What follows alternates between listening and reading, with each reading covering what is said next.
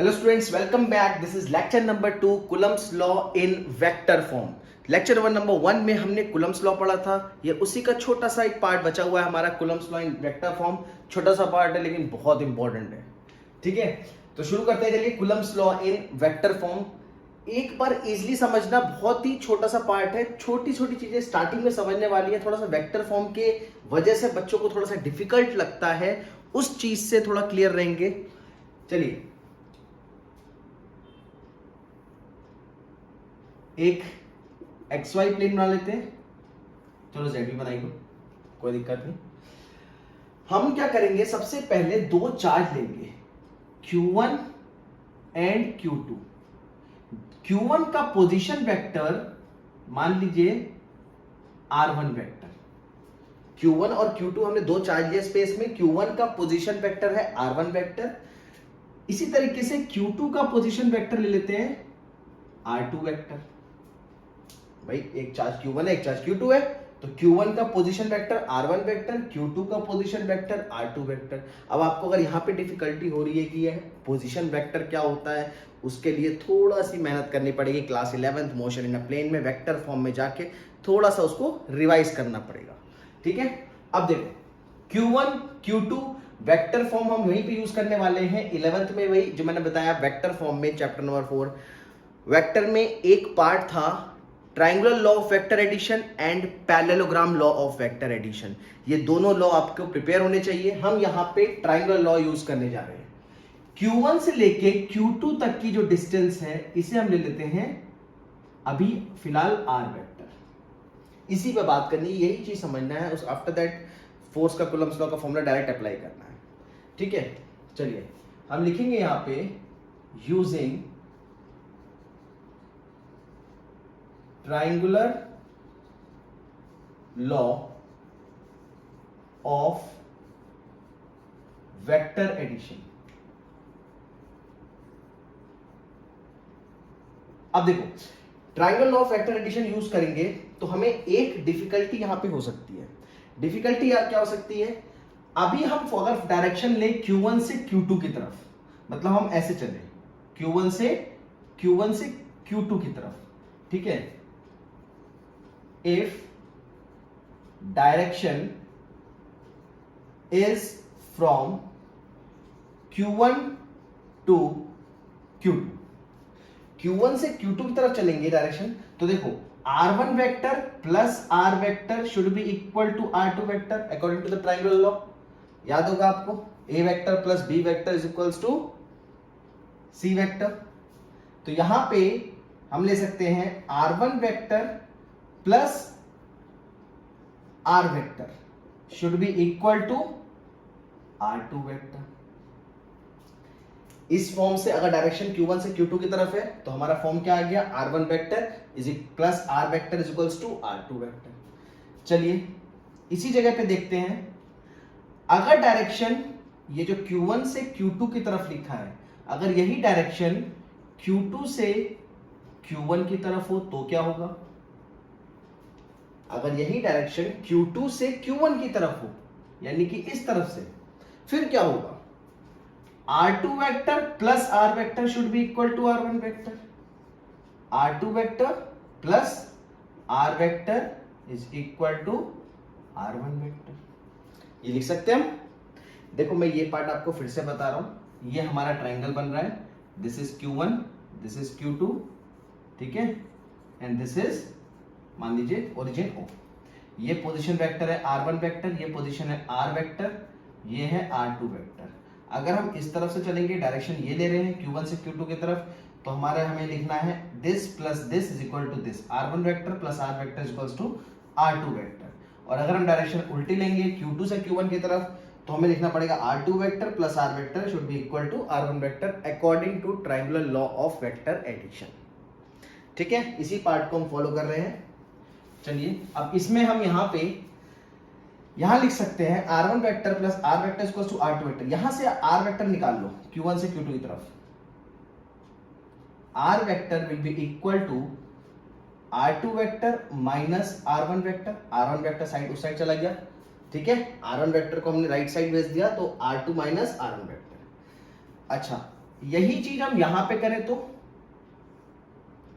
यहां पे are vector निकालेंगे, कितना आएगा r1 vector minus r2 vector. अब देखो सबसे बड़ा कंफ्यूजिंग वाला जो पॉइंट है वो यही है कि भाई r vector is a q1 से q2 के बीच की डिस्टेंस को डिफाइन कर रहा है और उसको हम दो फॉर्म में लिख रहे हैं, वो भी अलग अलग। तो यही पार्ट दिक्कत करता है कि ये क्यों हो रहा है, कैसे हो रहा है, इसको क्यों लिख रहे हैं ऐसा। हम इसी कंफ्यूजन को दूर करने के लिए इसको एक नेम दे देंगे। कैसे?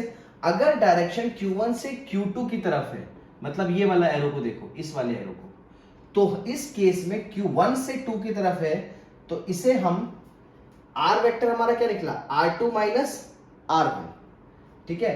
तो हम इसे 2 1 लिख लेते हैं। 2 1 लिखने का फायदा, हम इसे डिफाइन कर सकते हैं, it is a unit vector directed from 2 to 1, ठीक है। इस केस में 1 2 है, इसे 1 2 लिख लो, यानी कि r21 वेक्टर हमें ये वाला पार्ट डिफाइन कर रहा है और r12 वेक्टर हमें ये वाला पार्ट डिफाइन कर रहा है, ठीक है। दोनों पार्ट को हमने अलग अलग कर लिया, क्लियर है। अब q1 से q2 की तरफ जो है डायरेक्शन, वो क्या आ गया r21, r21 means r2 minus r1 और r12 means r1 minus r2। अब ये हमारा सिंपल हो जाएगा। दोनों ही क्या है, ये दोनों ही क्या है, these are the unit vector directed from q1 to q2 and this is also a unit vector directed from q1 to q2, यानी कि हमें डायरेक्शन मिल गई है दोनों के केस में। अब इसे हम दोनों को डायरेक्टली यूज कर सकते हैं, अब कोई कंफ्यूजन नहीं होगी। अब इसे हम डायरेक्टली यूज कर सकते हैं कहां पे, यूजिंग कूलम्ब्स लॉ। फोर्स निकालने के लिए हम कूलम्ब्स लॉ यूज कर रहे हैं। कूलम्ब्स लॉ में हमारा ये पार्ट आ जाएगा, मतलब हमें क्या निकालना है, हम using Coulomb's law, force on q1 due to q2। q1 पे फोर्स निकालनी है, q2 की वजह से निकालनी है, ठीक है।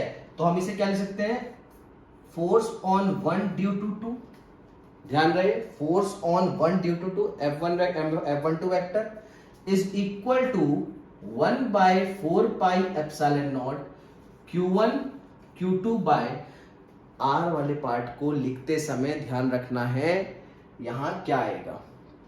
सबसे इजी और सबसे सिंपल तरीका बताऊं मैं आपको, जिस फॉर्म में आप 1 2 लिख रहे हो उसी फॉर्म में r लिख रहे हो।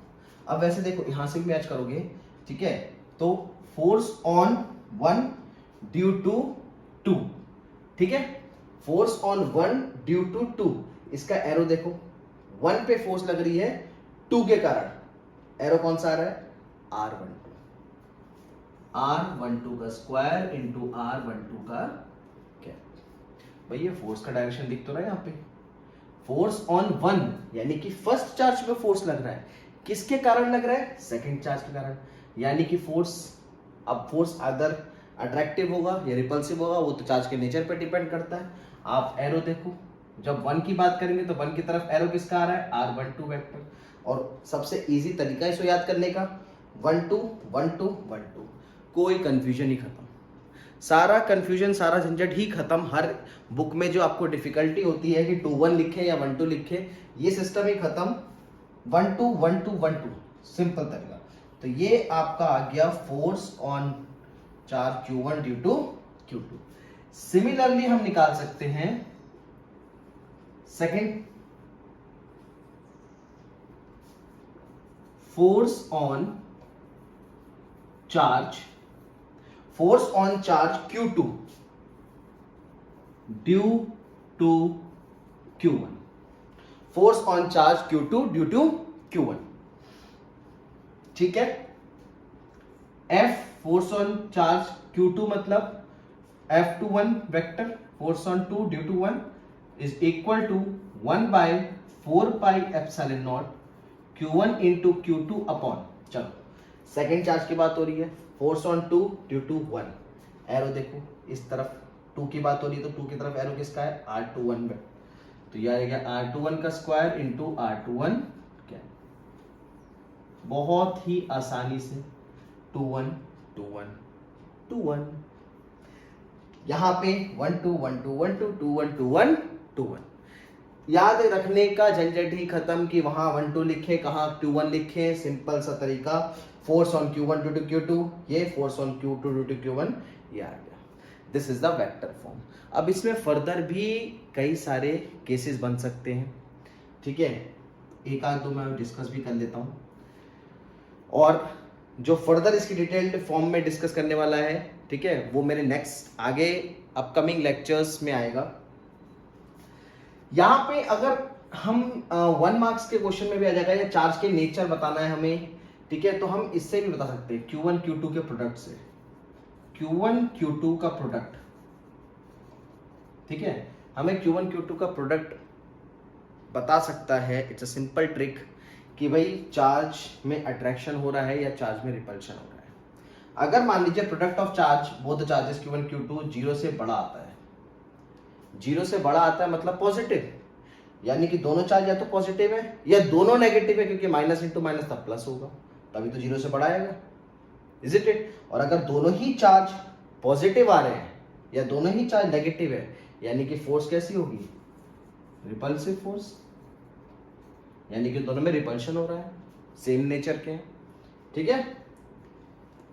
Q1 Q2 less than zero होगा, either of the charge is opposite in nature, दोनों में से एक चार्ज अपोजिट होगा तभी तो लेस देन जीरो आएगा, नेगेटिव आएगा, या तो ये पॉजिटिव होगा तो ये नेगेटिव, ये पॉजिटिव होगा तो ये नेगेटिव, Q1 नेगेटिव। और अगर either the charge is negative तो फोर्स कैसी लगेगी, नेचर अलग अलग है, यानी कि अट्रैक्टिव फोर्स, ठीक है। तो this was Coulomb's law in the vector form. अच्छा, इसी में वीडियो में हम एक चीज और डिस्कस कर लेते हैं, आप इसे नोट कर लीजिए। इसी पार्ट में हम एक फॉर्म और डिस्कस कर लेते हैं, क्योंकि हमें आगे उसको यूज करना है। अभी तो ये पॉइंट चार्जेस की बात हो रही थी, अब यहाँ पे मल्टीपल चार्जेस आएंगे तो क्या होगा, ठीक है ना। अभी तो एक दो चार्ज ही ले रहे हैं, मल्टीपल चार्जेस के केस में क्या होगा, आप इसे नोट कर लेना पॉज करके, मैं आगे चल रहा हूं।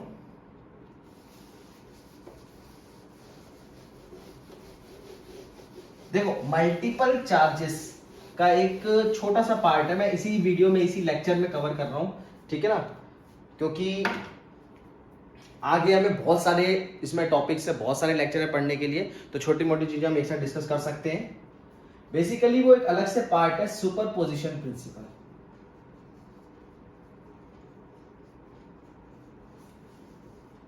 ये वर्ड सुना होगा आपने, सुपरपोजिशन प्रिंसिपल, ठीक है। सुपरपोजिशन प्रिंसिपल बेसिकली है क्या, किसी भी चार्ज पे हम फोर्स लगा रहे हैं, force on a charge due to multiple charges, मतलब अब तो एक सिस्टम बन रहा है, कई सारे चार्जेस की वजह से एक से सिंगल चार्ज पे फोर्स लग रहा है। अब ऐसे केसेस में इसको डील कैसे करना है, ठीक है। अभी ध्यान रहे, कंटिन्यूअस चार्ज डिस्ट्रीब्यूशन का मैं एक अलग से लेक्चर लूंगा, अभी हम डिस्क्रीट या इंडिविजुअल चार्जेस की बात कर रहे हैं। कोई भी एक सिस्टम ले लेते हैं, ठीक है, और एक चार्ज ले लिया हमने Q, इस Q चार्ज पे यहां मान लिया हमने ले लिया Q1 Q2 Q3 Qn, n number of charges है, इंडिविजुअल चार्जेस की बात हो रही है, कंटिन्यूअस की नहीं, कंटिन्यूअस वाला केस पूरा एक अलग लेक्चर में डिस्क्राइब करूंगा।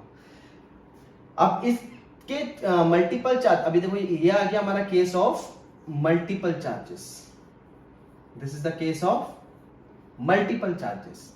अब मल्टीपल चार्जेस के कारण इसमें फोर्स निकालना है, ये कंसेप्ट आपका यूज होगा न्यूमेरिकल्स में, ठीक है। न्यूमेरिकल्स में जरूरी नहीं कि डायरेक्ट सिर्फ एक चार्जेस की बात करेंगे, वहां पे मल्टीपल चार्जेस की बात होगी। ऐसे केस में हमें क्या करना है, सबसे पहले तो स्टेटमेंट पढ़ना है। स्टेटमेंट समझो, सुपरपोजिशन प्रिंसिपल का स्टेटमेंट हमारा क्या कह रहा है, ठीक है। जितना इस चार्ज पे नेट फोर्स होगा, इस चार्ज पे जो नेट फोर्स होगा वो Q1 Q2 Q3 Qn जितने नंबर ऑफ चार्जेस हैं उनका वेक्टर सम होगा, यानी कि net force on charge on a charge is equal to vector sum of all individual charges. Net force on a charge is equal to the vector sum of all the forces of individual charges. ठीक है, अब देखो of all the forces of the individual charges, या आप लिख सकते हो of all the forces due to each charge. मान लेते हैं force on Q due to Q1, इसमें मान लेते हैं F1 vector, force on Q due to Q1 F1 vector मान लेते हैं.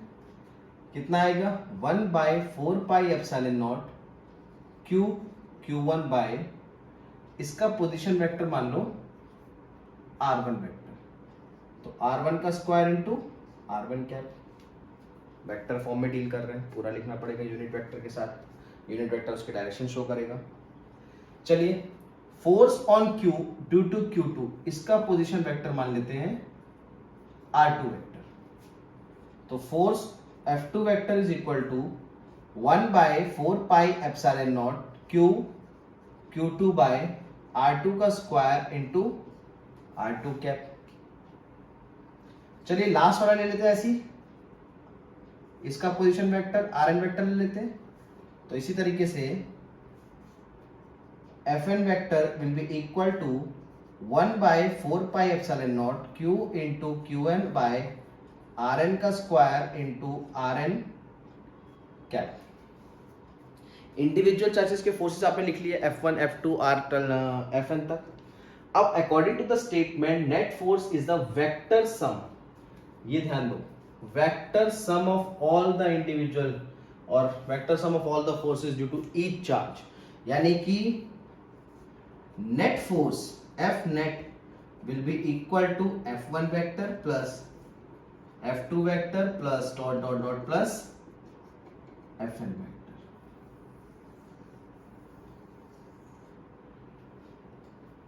न्यूमेरिकल्स में डील करना पड़ेगा, कई सारे मल्टीपल चार्जेस हैं, अगर कई सारे फोर्सेस हैं तो सारे फोर्सेस का वेक्टर सम उस पे चार्ज पे लगेगा. तो आपको सबके वेक्टर सम को ऐड वेक्टर को सारे फोर्सेस को ऐड करना पड़ेगा. ठीक है, तो ये छोटा सा पार्ट था सुपरपोजिशन प्रिंसिपल का. कंटिन्यूअस चार्ज डिस्ट्रीब्यूशन का मैंने इसमें कोई पार्ट अभी नहीं लिया है, उसके लिए एक सेपरेट लेक्चर बनाएंगे. आगे बहुत सारे टॉपिक आने वाले हैं. Please subscribe share my channel. Thank you everyone.